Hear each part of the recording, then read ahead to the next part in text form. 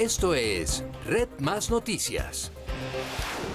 De nuevo les damos a ustedes las buenas noches y la bienvenida. El ELN publicó un aterrador video en el que deja en evidencia el adoctrinamiento de niños en el departamento de Chocó. En el video de unos 30 segundos se observa la forma como los menores son utilizados para realizar la grabación. La publicación está acompañada de una frase que dice celebración de 55 años para los niños porque ellos son el futuro y el presente. El gobierno repudió el hecho. El denominado Frente de Guerra Occidental del Ejército de Liberación Nacional publicó varios videos para celebrar los 55 años de existencia de esa guerrilla, donde se podría ver un adoctrinamiento de menores de edad en el departamento de Chocó. ELN.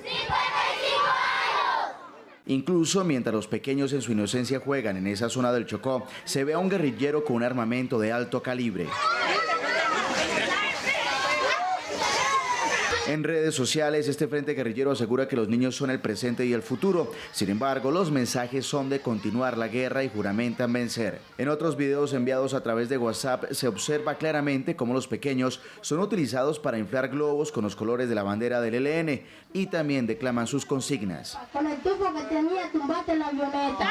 El gobierno nacional repudió esta actitud y la denunciará a nivel internacional. Por el presunto delito de secuestro y también de reclutamiento de menores. Ustedes saben que el reclutamiento de menores es una conducta violatoria del Estatuto de Roma y constituye un crimen de guerra. Para el comisionado de paz se estaría configurando varios delitos en contra de los derechos de los niños y niñas utilizados por ese grupo guerrillero. La manipulación de niños menores inocentes que tienen derecho a la reserva de su identidad, porque si los incluyen en un video también ponen en riesgo a estos niños frente a cualquier actor armado. El gobierno advirtió que hace falta un verdadero mando al interior del ELN, porque mientras unos hablan en Cuba del retomar los diálogos de paz, otros en Colombia siguen cometiendo delitos. De ninguna manera el gobierno va a reactivar ningún espacio de diálogo hasta cuando el ELN no cumpla las condiciones que ya todo el país conoce. Ya se cumplieron 6 meses del atentado terrorista a la Escuela de Cadetes de la Policía al sur de Bogotá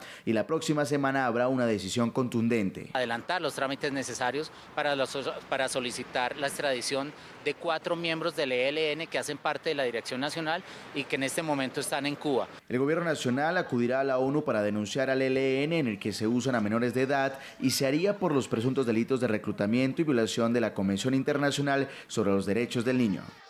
Justamente el ELN, que dice celebrar 55 años de actividades, asesinó a un teniente del ejército en Teorama, norte de Santander.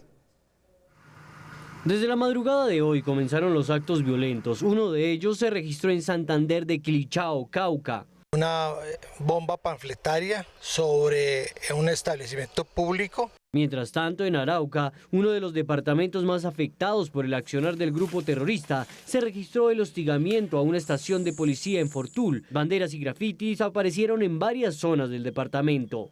Gas residual y ELN ha habido algunas alianzas de las cuales hemos tenido conocimiento en el departamento de Arauca. Eso es un hecho y una realidad. Otra alerta se vive en el Catatumbo, norte de Santander, donde fue hostigada la subestación de policía de Campo 2 en el municipio de Tibú.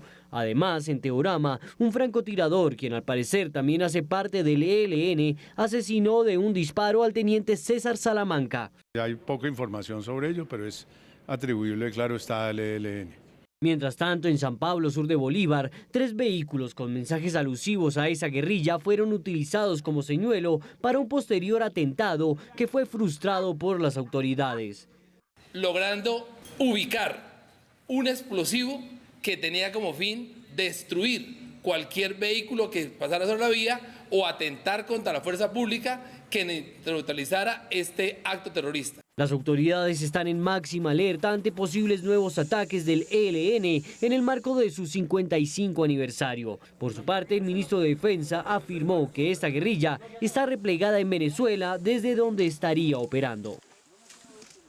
A propósito de esto que dice al final de la nota de la presencia del ELN en Venezuela, el ministro de la Defensa fue más allá y confirma que el ELN no solamente se asienta en el vecino país, sino que en ocasiones está actuando como milicia. Sin lugar a dudas, ellos están replegados en Venezuela y allí están reclutando personas, sin lugar a dudas, de eso tenemos pruebas.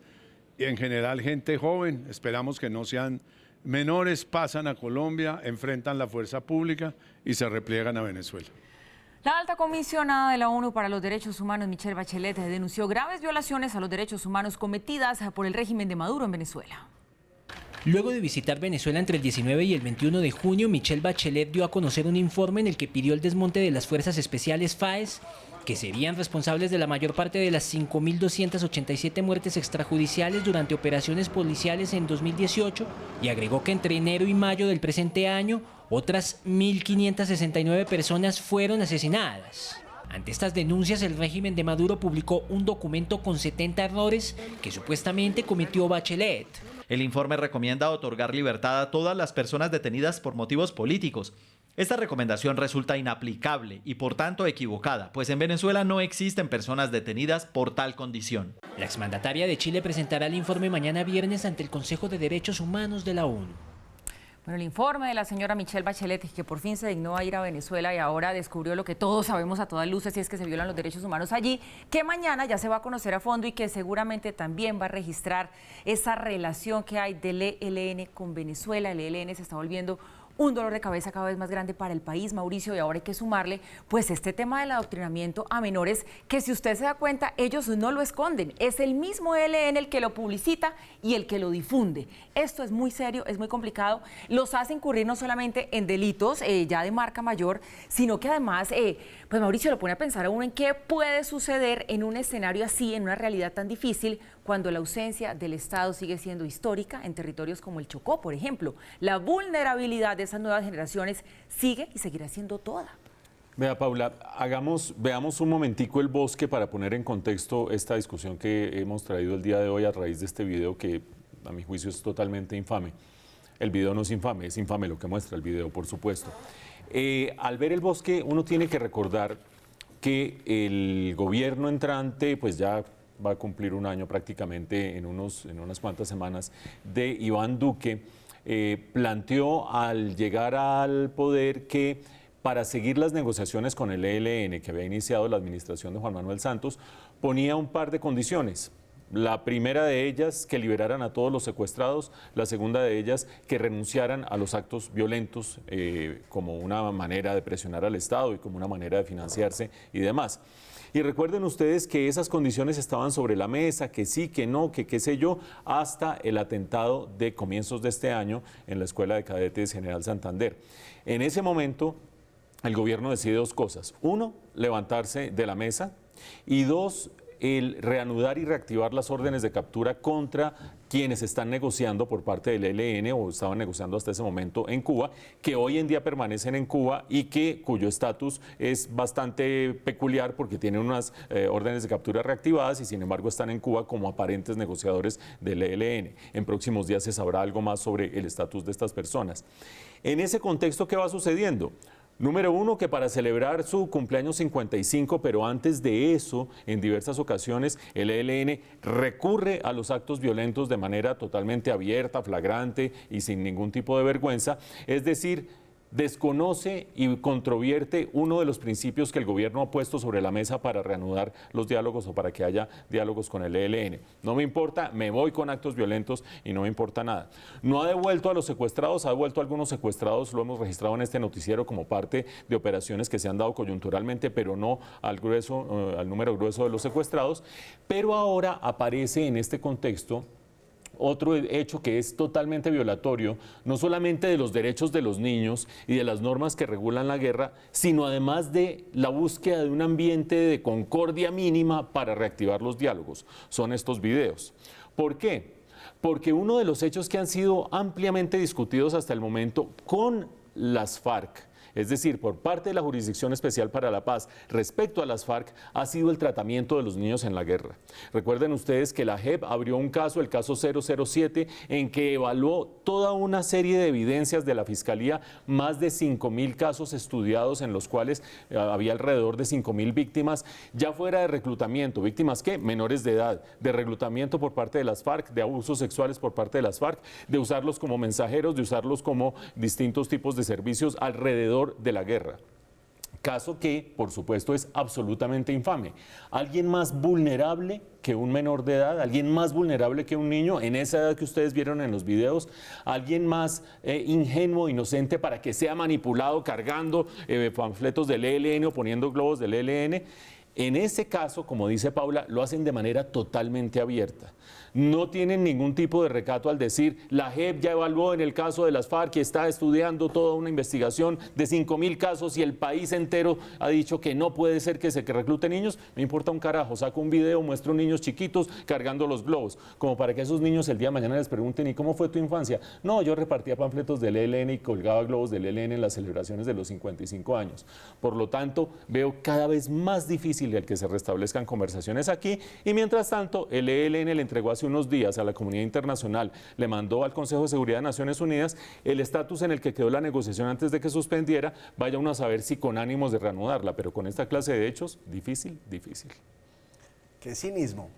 Los miembros de la fuerza pública procesados por delitos durante el conflicto quedarían en libertad condicional antes de lo previsto, siempre y cuando hagan aportes significativos sobre sus casos. Así lo decidió la JEP al examinar de fondo la situación del general Henry Torres Escalante, vinculado con los llamados falsos positivos. De acuerdo con la norma vigente, militares y policías detenidos preventivamente y procesados por crímenes graves deben esperar 5 años en prisión antes de solicitar la libertad condicional. Sin embargo, la sala de revisión de la JEP, al resolver la petición de uno de los protagonistas de los falsos positivos, abrió la puerta para que accedan a ese beneficio antes. En aras de garantizar el tratamiento simétrico, equitativo, equilibrado y diferenciado entre las partes del conflicto, los miembros de la fuerza pública pueden acceder a la sustitución de la medida de aseguramiento por una medida no privativa de la libertad, siempre y cuando hagan aportes de verdad tempranos, extraordinarios y exhaustivos, sujetos a un estricto régimen de condicionalidad. La JEP informó que en cualquier caso, para acceder a ese eventual beneficio, los militares o policías que quieran solicitarlo deben haber pasado al menos 1 año privados de la libertad. El Consejo Nacional Electoral anunció que se ha conformado una comisión especial para encontrar si hay méritos o no para investigar las cuentas de la campaña reeleccionista de Juan Manuel Santos en el año 2014, luego de los señalamientos de su presunta vinculación al caso Odebrecht. El presidente del CNE continuará con el proceso de investigación luego de la compulsa de copias de la Fiscalía en las que un testigo habla de que el Partido Liberal supuestamente ingresaron más de 3.000 millones de pesos. Consejo Nacional Electoral designó por sorteo una comisión de magistrados investigadores quienes ya vienen adelantando la investigación, recopilando pruebas y verificando si lo que ha manifestado el señor San Miguel es cierto o no es cierto. Aseguró que quienes representaron legalmente la campaña de Santos tendrán que responder a los señalamientos del testigo. Deben de desvirtuar lo dicho por el señor San Miguel ante el Consejo Nacional Electoral. Respondió sobre el posible panorama que tendría que enfrentar un partido político si no presentó la totalidad de todos los ingresos de campaña. Si un partido o un movimiento político o una campaña política omite entregarle información financiera al Consejo Nacional Electoral, puede ser sancionada incluso hasta con la pérdida de la personería jurídica de ese partido o movimiento político. En respuesta a la declaración de Heriberto Sanabria, directivos del Partido Liberal aseguraron a Red Más Noticias que dineros vinculados al caso de Brecht nunca ingresaron a esa colectividad. Así lo confirmaría una auditoría externa realizada de 2013 al 2018. En Colombia hay 48,2 millones de habitantes, según los datos definitivos del censo que realiza el DANI. De ese total, 48,8% son hombres y 51,2 mujeres. Luego de una revisión y tras conseguir el aval de los expertos nacionales e internacionales, el DANI dio a conocer la cifra del censo 2018. Somos 48.258.494 habitantes en el país. Según el director del DANI, expertos avalan los resultados a pesar de la cantidad de personas que no se contó. La omisión censal o las dificultades que tuvo la operación, aunque alta, no invalida el uso de los resultados censales. Sin embargo, ese nuevo número obliga a hacer modificaciones a otras estadísticas que elabora el DANI. Con estos nuevos datos del Censo Nacional de Población y Vivienda, tenemos que ajustar el marco estadístico y los factores de expansión de todas las estadísticas y las operaciones asociadas con el mercado laboral. En el territorio nacional hay más de 14.243.000 hogares, 760.000 más que los que había en 2005. Según la nueva cifra, la población adulta aumenta a mayor ritmo que los niños y los jóvenes no son tantos como se pensaba. Tenemos que el 9.1% de la población colombiana es mayor de 65 años y no dista mucho del 8.4% de la población menor de 5 años. El censo encontró que ahora las mujeres prefieren educarse más y aplazar el momento para ser madres. Tenemos en Colombia más hogares que están en cabeza de mujeres que trabajan y de mujeres que son muchísimo más educadas, porque la tasa de asistencia escolar en educación superior se incrementó en casi 10 puntos porcentuales. La comisión de expertos evaluó el proceso de revisión y recomienda que se siga realizando cada 10 años el censo, que haya más capacitación y suficiente presupuesto. Bueno, ya confirmado, Mauricio, no somos 50 millones de colombianos, exactamente somos 48.258.494 colombianos. 95 mientras usted hablaba. Ah, nació uno ya, lo anoto aquí, 95. Pero bueno, más allá de cuántos somos, digamos que lo importante de estas cifras finales que ya revela el DANE es que aquí podemos entender cuál es la composición poblacional que tenemos en Colombia, y esto es fundamental, pero fundamental para la formulación de políticas públicas de aquí en adelante. ¿Qué debemos destacar de lo que se conoció hoy? Paula, lo primero que le quiero destacar es un jalón de orejas para el DANE. Por lo siguiente, ustedes se acuerdan que la proyección, como usted lo dijo ahorita que arrancó la nota, nos señalaba que íbamos a ser 50 millones de habitantes y que íbamos a estar por encima o ahí cerquita y no sé qué. Y ustedes se acuerdan que en el mes de noviembre el doctor Juan Daniel Oviedo salió a los medios y dijo: no vamos a hacer los 50 millones, vamos a hacer 45,5 según nuestras proyecciones. El descache es del 10%. Todo el mundo dijo: qué desastre, esto es absolutamente inconcebible, ¿cómo es posible que la proyección haya fallado? Pero no solo por lo que diga la gente en general. Inversionistas nacionales y extranjeros dijeron: ¿cómo así? Este mercado es más chiquito de lo que pensábamos, entonces tenemos que recalcular nuestras inversiones, cómo es el consumo per cápita de pasta, de galletas, de todo lo teníamos mal calculado porque ahora el descache es del 10%. Pues el descache no era del 10%, el descache fue del 4%, que no es una cifra menor, pero es bastante menos significativa que el 10%. Creo que desde esa perspectiva, y hasta aquí va el jalón de orejas, el anuncio de noviembre de decir somos 45,5 millones de colombianos fue una especie de alarmismo. No quiero decir que sea voluntario, no quiero decir que haya sido con mala intención, pero sí pudieron haber sido más prudentes o guardarse un poquito esa proyección hasta que se tuvieran las cifras consolidadas. Las cosas no fueron tan graves como se pensaba en términos de crecimiento poblacional, número uno. Número dos, la población colombiana, porque Paula me dice que qué destacamos, la población colombiana es cada vez más vieja. Quiero decir, no ustedes y nosotros, porque cada día que nos pasa somos más viejos, sino el promedio, la composición total de la población colombiana muestra que somos cada vez más viejos. Ustedes dirán: bueno, ¿eso a mí qué me importa aquí mientras estoy comiendo? Nos importa mucho porque en una economía, mientras más jóvenes hay, más gente en edad de trabajar está generando un ingreso para mantener a los que ya no están trabajando. Es decir, la población que trabaja mantiene a la que no está trabajando con distintos sistemas pensionales, de solidaridad. El sistema es otra cosa, pero por lo menos el gran cuadro de lo que uno ve es gente que trabaja, sostiene a la que no trabaja en cualquier sociedad. Y mientras más vaya envejeciendo una sociedad, que es lo que le está pasando a Colombia, menos gente va a generar ingreso para mantener a cada vez más gente que necesita una pensión, y fuera de eso estamos viviendo más, somos más viejos y estamos viviendo más. Eso va a profundizar el problema pensional, tema del que vamos a hablar en los próximos meses una y otra vez. Y un pequeño paréntesis, eso hace que haya un lado bueno de la migración venezolana, porque la migración venezolana en promedio tiene una edad menor que la población colombiana, y eso hace que aplacemos esa situación crítica en la que no va a haber suficiente gente trabajando para mantener a los más viejos.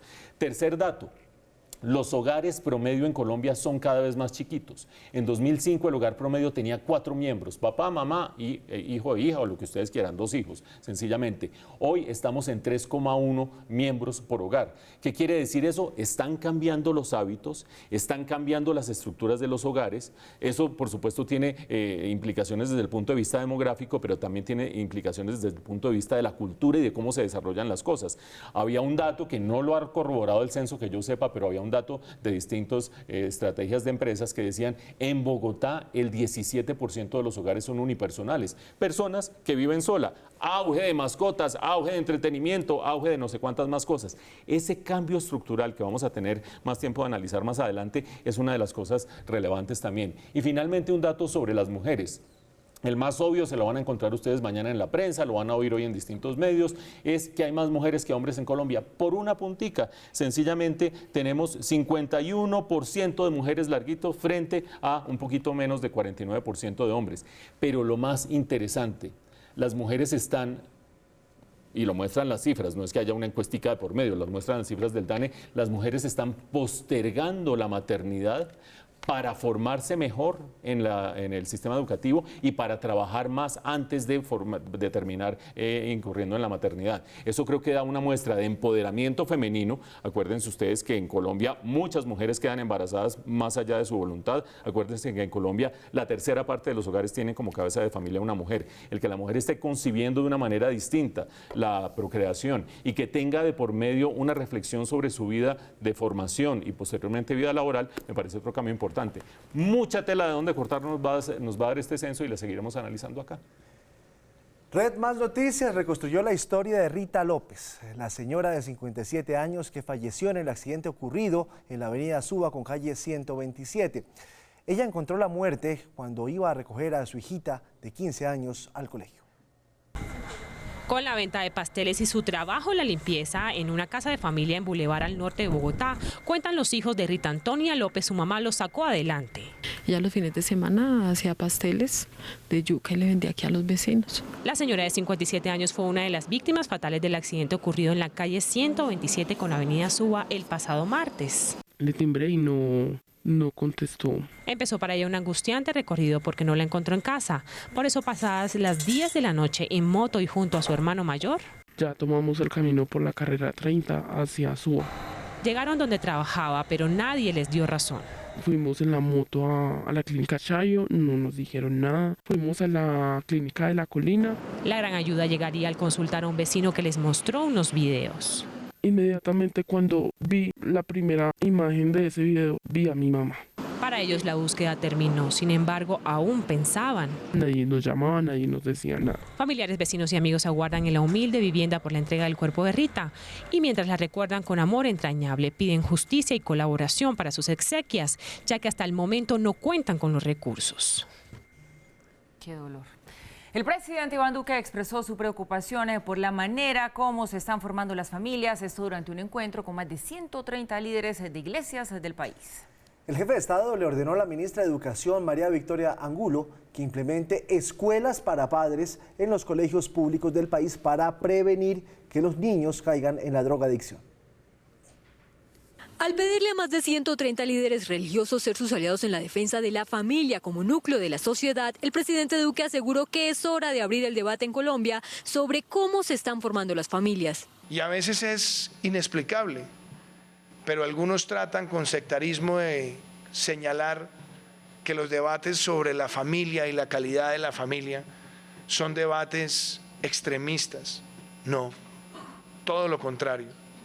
Es el deber de nuestra sociedad reflexionar sobre cómo se están formando nuestras familias. Y para tal defensa, el mandatario le pidió a la ministra de Educación iniciar la implementación en los colegios públicos de la figura de escuelas para padres. Porque cuando los niños crecen en espacios hostiles, eso afecta su desempeño académico, pero también afecta su timos, como dirían los griegos clásicos, afecta su propia idoneidad, afecta su propia autoestima.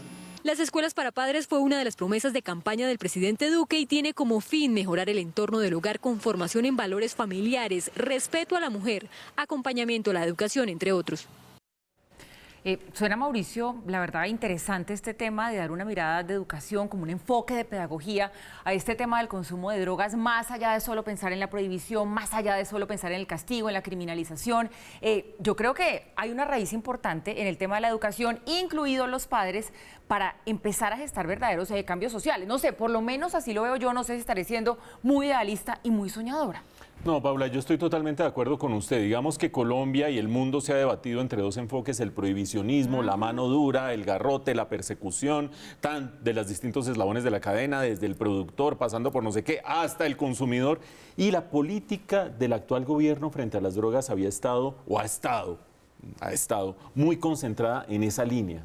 versus la línea que dice este es un problema de salud pública, este es un problema de educación, este es un problema que hay que tratar despenalizando, que hay que empezar a formar a la gente más que darle garrote, etcétera, etcétera.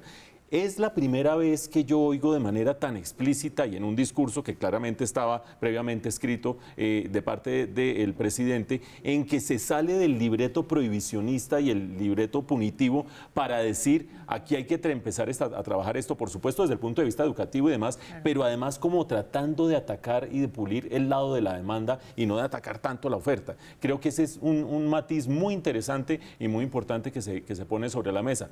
Pero si usted me permite, Paula, le voy a hacer una reflexión que quizás a usted le interese, por lo poco o mucho que la conozco yo en estos 5 años larguitos que tenemos de noticiero. Creo que me conoce bastante, a ver. El día que se estaba celebrando en la Casa de Nariño era el Día Nacional de la Libertad Religiosa y de Culto. Es decir, una inmensa cantidad de iglesias fueron allá, etcétera, etcétera. Yo creo que un Día Nacional de la Libertad Religiosa y de Culto debía incluir a gente como yo, que no tengo ninguna afiliación religiosa, que no pertenezco a ninguna iglesia, que soy agnóstico. ¿Por qué? Porque en eso consiste la libertad de cultos, ¿o no? Que hasta la gente que no tiene culto también esté tratada en equidad de condiciones. No es que yo quisiera que me invitaran a la celebración en la Casa de Nariño, pero sí quisiera que me den el mismo trato que le dan a las iglesias. ¿Trato qué? Y aquí es donde entra su reflexión. Trato tributario, de exenciones tributarias. Le voy a dar un datico sobre algo que recopilé del año 2017. Más de 8.000 congregaciones religiosas en el año 2017 que tuvieron ingresos por 5,4 billones de pesos con exenciones de impuestos. ¿Por qué no armamos una iglesia aquí entre nosotros 5, nos inscribimos y tenemos? Pues claro. Entonces, pues muy bien por el presidente, muy bien por la formación de padres, ojalá se pueda implementar. Punto y aparte, ya que estamos celebrando el Día Nacional de la Libertad Religiosa y de Culto, formemos aquí un culto, nos inscribimos y nos eximimos de ingresos. Señor, o todos en la cama, todos en el suelo, ¿qué tal esto? 5. ¿Qué le parece, Giovanni? Eso es una reforma tributaria. 5,4 billones de pesos, una reforma tributaria, y esos ingresos exentos de una serie de impuestos por cuenta de ser una de las 8.000 iglesias que hay inscritas en el país. ¿Por cuenta de la fe? 8.000, Giovanni. ¿Ah? Sí. Bueno, yo que sería el primer afiliado a la iglesia maurista. Volviendo al tema, a la propuesta del presidente, a mí como papá me suena y me suena mucho. ¿Qué opina usted de la propuesta del presidente Duque de implementar escuelas para padres en colegios públicos para combatir el consumo de drogas?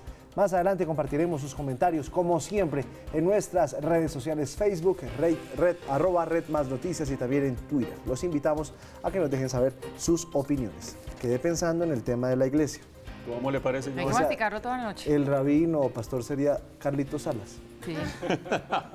Que vino vestido para la ocasión. Tiene cara, ¿no? Tiene Oiga, cara. esa iglesia promete. Qué susto, Paola, qué susto. Bueno. Bueno, hablemos de política. El exalcalde Luis Eduardo Garzón sorprendió al anunciar su adhesión a la candidatura de Claudia López, esto para la alcaldía de Bogotá. El anuncio fue hecho desde un pupitre de colegio. Es una adhesión, no es una negociación. Pues decir que una negociación incluye la transacción la transacción, pues en Claudia eso no es posible y en mí menos. El exalcalde explicó las razones que lo llevaron a apoyar a López y no a Carlos Fernando Galán, como se pensaba inicialmente.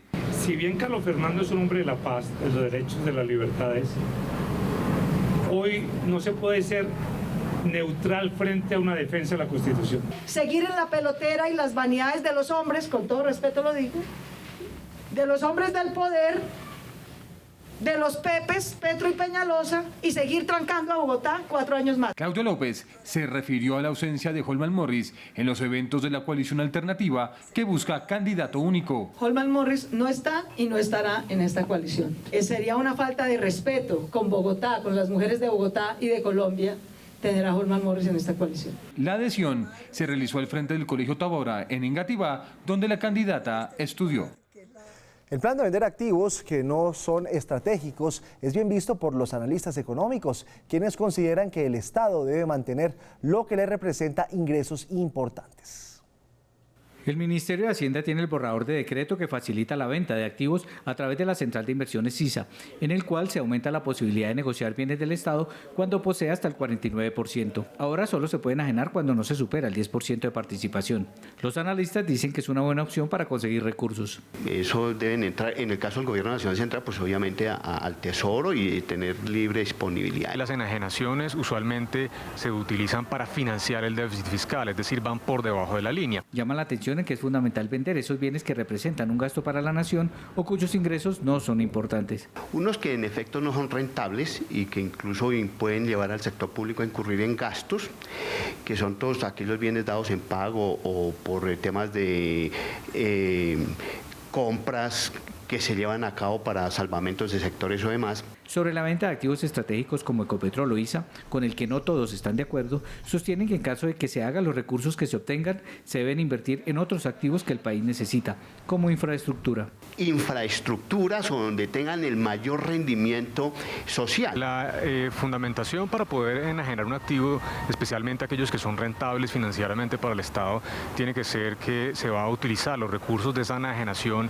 en otra actividad igualmente rentable. Los analistas también consideran que hay que vender la participación del Estado en activos donde también se ejerce en algún momento la función de regulador. Y hace parte de las recomendaciones que también nos ha dado al país la OCDE, en donde realmente la participación de una empresa del Estado no debe confundirse también con el rol de regulador que puede jugar el Estado. El proyecto de decreto está en la página del Ministerio de Hacienda, donde se pueden hacer comentarios hasta el 17 de julio.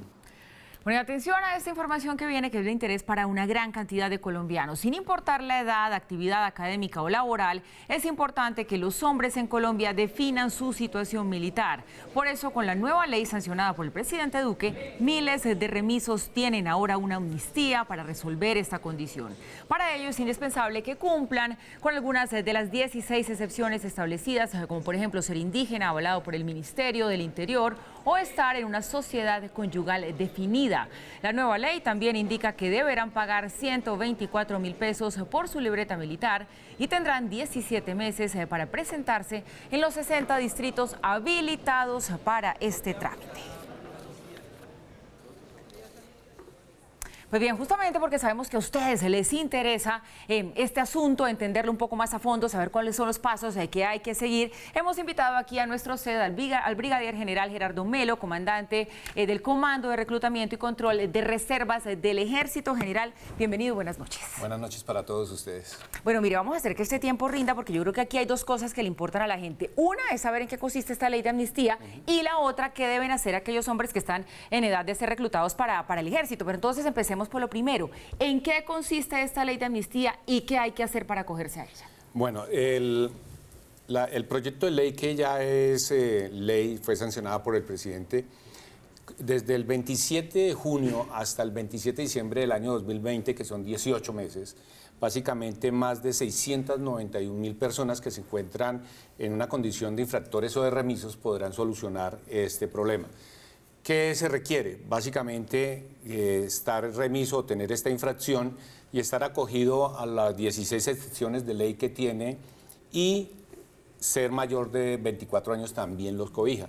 ¿Qué tienen que hacer estas personas? Básicamente tienen que consultar a través de la página www.libretamilitar.mil.co y ahí pueden averiguar cómo es su condición, cómo se encuentran. Y si saben que están remisos, entonces pueden acudir a los distritos militares. Hay una convocatoria que se van a realizar, van a salir en todas las redes sociales las fechas en que le corresponden a los 60 distritos que tenemos alrededor de todo el país y en las zonas de reclutamiento donde pueden acercarse y definir la situación militar. General, una pregunta sobre la remisión, la condición de remisión. Sí. ¿Bajo qué circunstancias una persona tendría que tener obligatoriamente libreta militar? Ya sea que hubiera prestado el servicio o que hubiera estado exento de prestar el servicio. ¿Quién, mayor de qué o en qué estatus? Bueno, la ley es clara. La Constitución nos dice que una persona entre los 18 y los 50 años tiene que definir su situación militar. Entonces, si una persona va a un distrito o a través de la página se inscribe y es citado a una concentración y no se presenta, si no hace esta presentación queda automáticamente con la infracción de ser remiso. Entonces, en esa condición, si no reúne las 16 excepciones de ley, básicamente esta persona tiene que ir a una junta de remisos y en esa junta de remisos pues tiene que pagar las multas que lo acogen y pagar la cuota de compensación militar y ahí se le define. En este caso, los que se benefician de esta ley solamente tienen que pagar 124.000 pesos y reflejar pues las 16 excepciones que tiene la ley. General, yo tengo una duda. Sí. Se supone que uno saca la libreta militar cuando uno termina el colegio, ¿sí? Sí. Pero ahora dicen que al terminar la universidad, los que no la sacan, la pueden sacar. Es decir, hay una tarjeta de provisionalidad mientras está en la universidad. ¿Es así? Vayamos a un ejemplo claro. Un muchacho que tiene 16 años y terminó su bachillerato y va a la universidad. Y entonces uno dice, bueno, este joven en la universidad va a cumplir sus 18 años, ¿cómo hace para definir? Entonces, al acceder al distrito militar, puede sacarlo de dos formas. Puede inicialmente certificarlo a través de la universidad que se encuentra estudiando. Con esto se le podría expedir una tarjeta provisional que dura 2 años y puede ser prorrogada a 2 más mientras que termina su carrera. Una vez termina su carrera, pues puede definir su situación militar en el distrito. O sea, tendría que ir a prestar el servicio militar. Hace su examen, que tiene que ser citado y ahí se determina. Ok, entonces como es menor de edad, no va. Claro. Empieza la universidad, le dan una tarjeta de provisionalidad, cumple los 18 años, termina la carrera y tiene que presentarse joven a ver si va o no a prestar para servicio definir militar. su situación, sí. Pero general, entonces esta ley de amnistía, en lo que tiene que ver y está marcado con la ley de amnistía, sí condona las multas que tienen las personas por no haber solucionado hasta ahora la situación militar, esas no hay que pagarlas. No, la ley es clara, la ley dice que se le condonan las multas y la cuota de compensación militar. Lo único que tendría que pagar es los 124.000 pesos, que es el costo que tiene la elaboración de su libreta militar. A eso los beneficia la ley. General, yo estoy viendo ahí en sus apuntes algo con muchísimo interés que se llama call center y se lo pregunto por lo siguiente. Fundamental. Hemos tenido observaciones de distintos televidentes que sabían que íbamos a tratar este tema diciendo, vea, a mí me han dado una información distinta en la página web o en el distrito militar y no sé muy bien a qué atenerme. ¿Dónde está la verdad última de en qué condición se encuentra cada cual y qué tiene que hacer? Yo los invito, si quieren, a que ingresen a nuestra página en Facebook, que es Comando de Reclutamiento y Control Reservas. Y si quieren, hagan su pregunta en ese momento y me dicen si les están contestando las preguntas. ¿Por qué? Yo entiendo que hay muchas dudas sobre reclutamiento y sobre los procesos que se deben adelantar. Nosotros tenemos la página de Facebook, que le acabo de decir, tenemos Twitter, que es Reclutamiento CO, y tenemos el call center, que es 031-336-2211. Entonces, adicional a eso, usted puede descargar en su celular. Nosotros tenemos una aplicación que es Mi Tarjeta Militar. Ahí al descargarla usted puede en esta aplicación consultar su estado en que se encuentra, bajar algunos documentos y consultar las próximas concentraciones de incorporación al servicio militar. Claro que ahí, discúlpeme, general, está la respuesta para lo que decíamos también. Quienes están en esa edad de pensar en si se van o no a prestar servicio militar, ahí están todas las respuestas. Entonces, si le parece, Giovanni, vamos a concentrar en nuestras redes sociales todas estas direcciones que hay de Facebook, de Twitter, claro, el teléfono, para que la gente sepa dónde se puede comunicar. Sí, adicional a eso, también quiero invitar a todos los jóvenes que quieran prestar su servicio militar. Nosotros tenemos nuestra próxima incorporación a partir del 1 de agosto hasta el 17 y pues al acudir a los distritos o en la página se pueden inscribir y ahí siguen el proceso y son citados a concentración, los que quieren. General, vuelvo al ejemplo que yo le estaba preguntando hace un momento. Aquel muchacho que entró siendo menor de edad y ya hizo su carrera, tiene su tarjeta provisional, termina su carrera y no quiere prestar el servicio militar porque ya tiene una carrera y porque de pronto tiene un contrato, porque de pronto tiene su vida profesional que va a empezar. ¿Eso se puede o no se puede? Necesariamente él termina su proceso en la universidad y tiene que ir a definir su situación militar. La Constitución es clara, los varones mayores de 18 años hasta los 50 tienen que definir situación militar. Ahí pasan dos situaciones. Una vez son citados a concentración y le hacen el examen psicofísico, ahí saben si es apto y si no es apto. Si no es apto, pues define su proceso pagando la cuota de compensación militar y obtiene su libreta. Si es apto, tiene que pasar a prestar su servicio militar. Bueno. Clarísimo. Clarísimo. Y muchas vías de comunicación que ya les vamos a estar contando a ustedes a través de nuestras redes sociales para que quede claro ese mensaje de a dónde, con quién deben comunicarse. Brigadier General Gerardo Melo, comandante del Comando de Reclutamiento y Control Reservas del Ejército, gracias por acompañarnos esta noche. Clarísimo todo. Muchas gracias.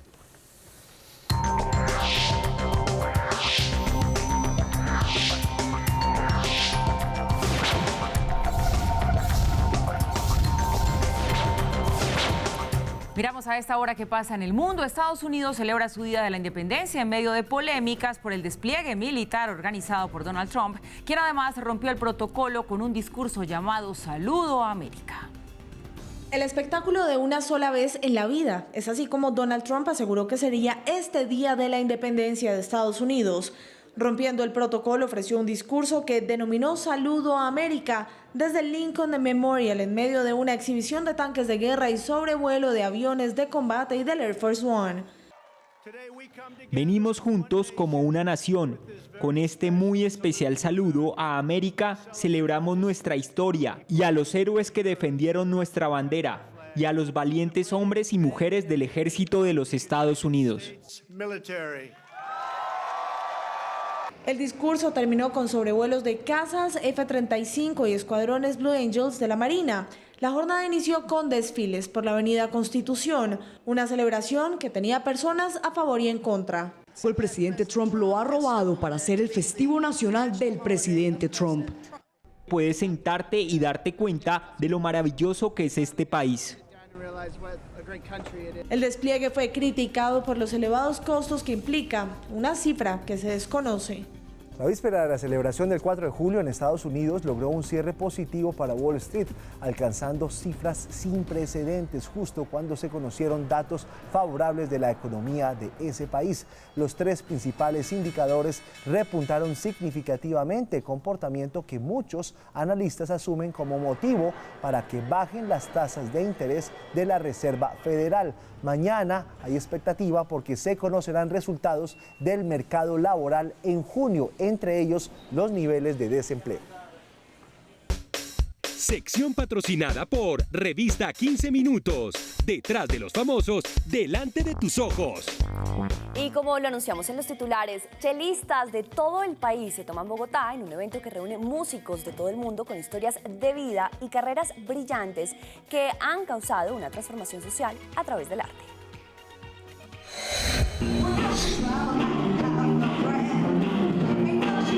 Hoy me encuentro en la Universidad de los Andes en los ensayos del Encuentro de Chelistas, un festival de músicos que busca nuevas miradas de este instrumento basados en la investigación de nuevas metodologías con el fin de transmitir todos estos conocimientos. Mi cello, mi voz, tiene una gran misión y es escuchar la voz interior y sensibilizar a los niños y jóvenes. En el Encuentro de Chelistas todo es para todos, hacemos un trabajo colaborativo, nos ponemos en el lugar del otro, intercambiamos en los atriles, ponemos a dialogar el que viene de Cartagena con el de Villavicencio. ¿Cómo puedes usar el poder de la música para un cambio social, beneficio social, para los niños, para la gente, para un país? Este evento contará con la presentación de la orquesta de violonchelos más grande de Latinoamérica. Tenemos el festival dividido en 3 niveles, principiantes, intermedios y avanzados, y cada grupo de chelistas tiene una agenda distinta, porque tiene necesidades diferentes. Un espectáculo maravilloso de diversos orígenes, donde los protagonistas serán 130 chelistas, 50 cantantes y 3 solistas en escena. Una lúdica y refrescante experiencia que tendrá lugar del 1 al 7 de julio. Y en el Teatro Nacional La Castellana, Carolina Gaitán presenta su primer monólogo musical, Vida, porque solo hay una. Daniel Arazo se encuentra en el teatro. Dani, buenas noches. Un saludo para usted, Paola, y para nuestros televidentes. La cantante y actriz Carolina Gaitán presenta su show Vida, un espectáculo que le rinde homenaje a la música cubana. Bienvenida, Carolina, a Red Más Noticias y cuéntenos, ¿qué nos vamos a encontrar en esta obra? Gracias, Daniela. Este es un monólogo musical que realmente creo que rompe un poco muchos esquemas, porque acá tenemos primero un formato que ha crecido considerablemente, con banda en vivo, con bailarines.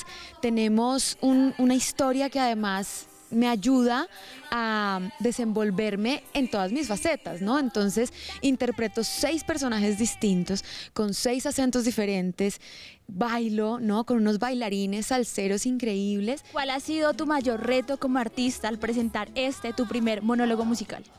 El reto más grande empezó, por supuesto, en ser monólogo, ¿no? En que tú tienes que contener todo la obra escrita y dirigida por Johan Belandia. Depende de ti, el foco está en ti y tú tienes que sacarlo adelante. Dura aproximadamente 1 hora y 40 minutos. Bueno, muchísimas gracias, Carolina, y felicitaciones por todo tu trabajo y por toda tu puesta en escena. Yo me despido desde aquí, desde el Teatro Nacional La Castellana, en donde los asistentes podrán disfrutar de un viaje lleno de sabor, baile y, por supuesto, música cubana. Pues muy buen plan en el Teatro Nacional La Castellana. Y de aficionado a director de ópera, Woody Allen, el famoso cineasta, ahora debutará en el Templo de la Lírica Italiana, la Scala de Milán, con un montaje que ya había presentado en Los Ángeles, pero que ahora cuenta con la participación de los estudiantes de la Academia de la Scala. Su debut en el Teatro de Milán lo hará con su propia adaptación de la ópera cómica de Giacomo Puccini, Gian Schicchini. El director estadounidense también contará con el barítono italiano Ambrogio Maestri y el director de orquesta húngaro Adam Fischer para presentar esta obra, que tendrá 6 muestras desde este sábado 6 hasta el 19 de julio. Luego viajará a San Sebastián, en España, para rodar una comedia romántica. Volvemos y rápidamente porque viene un súper debate en Zona Franca que se los recomiendo, no se lo pierdan. Sobre la pregunta del día, ¿qué opina de la propuesta del presidente Duque de implementar escuelas para padres en colegios públicos para combatir el consumo de drogas? Nos dice Esther Castellanos, desafortunadamente en este país todo se queda en proyectos. Si esa propuesta se lleva a cabo sería apenas un paliativo, el problema es mucho más complejo. Nikisadora Duncan dice, ya cree él que es fácil el manejo de esas escuelas de padres, cuando los problemas son más profundos y van más allá. Y una adenda, uno más, lo dice Wilson Orrego. Deberían pensar también en escuela de ética para congresistas. Lo que dicen nuestros televidentes. Y me conecto ya con Daniel Pacheco. Hola Dani, buenas noches. Usted me tiene un secretico, ¿cierto? Giovanni, un dato muy bueno. El próximo lunes, por primera vez en 30 años, los oyentes de Caracol Radio se despertarán con un director distinto. Llega Gustavo Gómez, quien reemplaza a Darío Arizmendi. Gustavo, le cuento, va a hacer algunos cambios en el programa, va a modificar el reloj, va a continuar con el espíritu de esta radio para Colombia, fortaleciendo el periodismo regional. Hizo una gira por las regionales de Caracol Radio. A la mesa llegan nuevos nombres. Mabel Lara, llega Jorge Espinosa, siguen Darcy Quinn, sigue César Augusto Londoño, siguen Hernando Herrera también. Además de eso entran secciones como columnistas diarios. Estos columnistas serán Sandra Borda, Gustavo Duncan, Carlos Esteban Mejía, el escritor, Joir Ackerman, el periodista, y alguien más, su ¿no? servidor Daniel Pacheco. ¿Y alguien más? Muy bien, Dani, felicitaciones. Péguense al 6 a.m. con Gustavo Gómez. Muy bien, Daniel. Felicitaciones para usted, Daniel. Y nosotros llegamos así al final de esta misión. Recuerde, mañana, justamente desde las 6 de la mañana, toda la información y las noticias en esta alianza informativa de Caracol Radio y Red Más Noticias. Por ahora, que descansen y nos vemos mañana.